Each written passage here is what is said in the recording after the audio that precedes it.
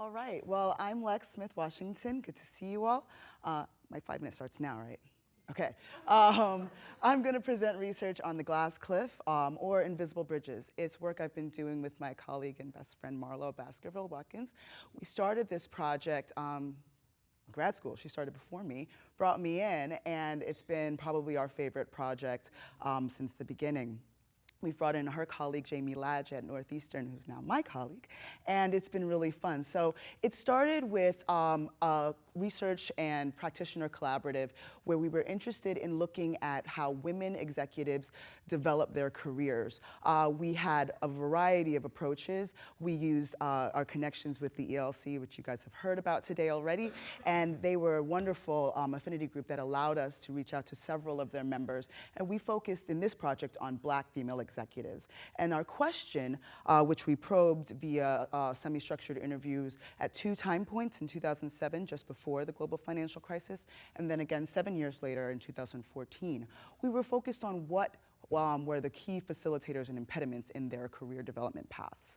And we found several things, of course, with all of that rich data. We had 59 interviews that we were able to replicate in 2014. But one thing that kept coming up, that kept being consistent across these messages, was intersectional invisibility. Many of you have heard this term. If you haven't, it describes the engagement of being in two or more subordinated identity groups. And in being that, you'll find, particularly for Black female executives, which we focused on, they were extremely physically visible. They all kind of reference this notion of standing out, of being noticed specifically for their Black femaleness, right?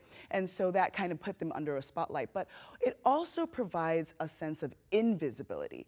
And there's lots of work that talks about the paradox of invisibility. Laura has worked on that recently with Robin and others. And this notion of being cognitively invisible is something that came out of what we were looking at, where in truth, when you are intersectionally invisible, there's this notion of you're not the prototypical Black person, which is a Black male, and you're not the prototypical woman, which is a white woman, right? And so they were cognitively invisible. They talked about being overlooked. They talked about being ignored. They talked about being disregarded. And so the sense of feeling like I'm the best person for the job, but I'm not on your radar. That came up frequently. So we asked ourselves, so because we had those 2 time points, we were able to see how are they dealing with this across time.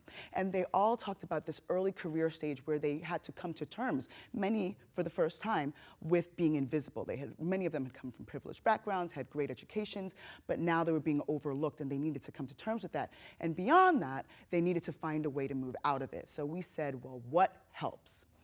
There is another line of research called the glass cliff. Many of you have heard about it. It's this phenomena where you find high risk, high likelihood of failure positions being given to people of color or women, or in our case, women of color.